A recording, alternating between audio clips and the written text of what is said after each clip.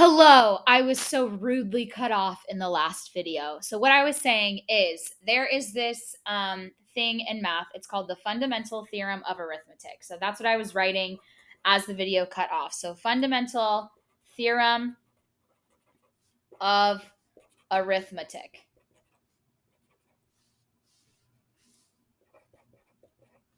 I might have spelled arithmetic wrong. I apologize if I did. Okay.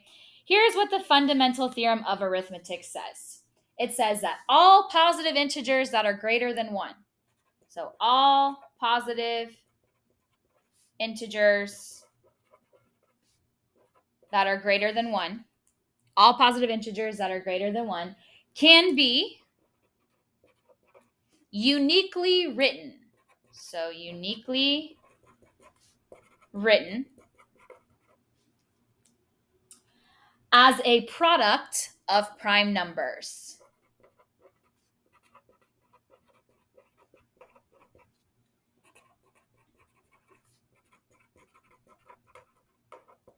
Okay, so what this fundamental theorem of arithmetic is saying that if we look at all of our positive integers, any integer that is on the positive side, that's greater than 1, we can rewrite those numbers as a product, which is the answer to a multiplication problem. So as a multiplication statement of just prime numbers. Okay, so we're going to do something called prime factorization. It's this kind of fancy word up here.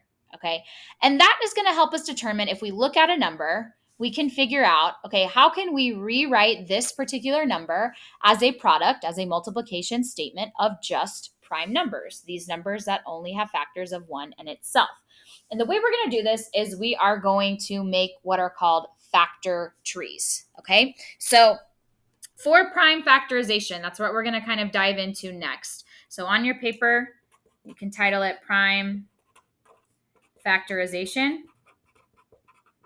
Okay, and in this video, with the 3 minutes that I have remaining, we'll probably do one example, and then I will make a second video showing you some other examples of prime factorization, okay? So let's say I have the number 12, okay?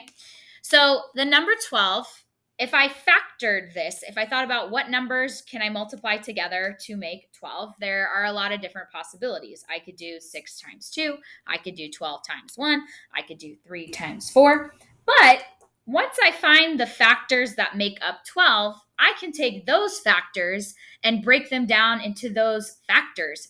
And it's kind of this whole big thing. So we're going to make what's called a factor tree to break it down. So I'm actually going to do 2 examples of 12. I'm going to kind of model them at the same time. So we're going to kind of put the point to our tree. Think about it like the star on top of a Christmas tree. Okay.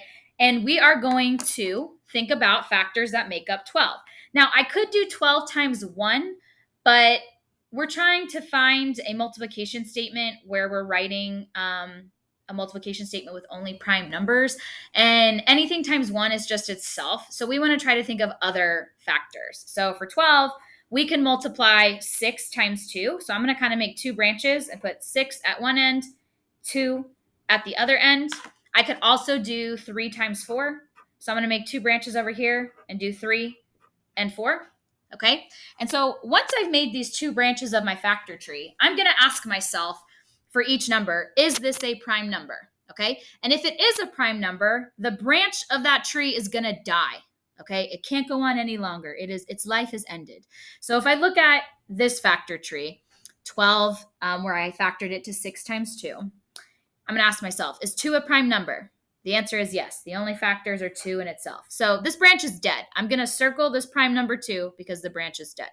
6 is not a prime number. I can break that down into 3 times 2. I can break that down into 3 times 2. And this branch, since it kept going, I'm going to go through and ask myself again, are these numbers prime? 2 is a prime number.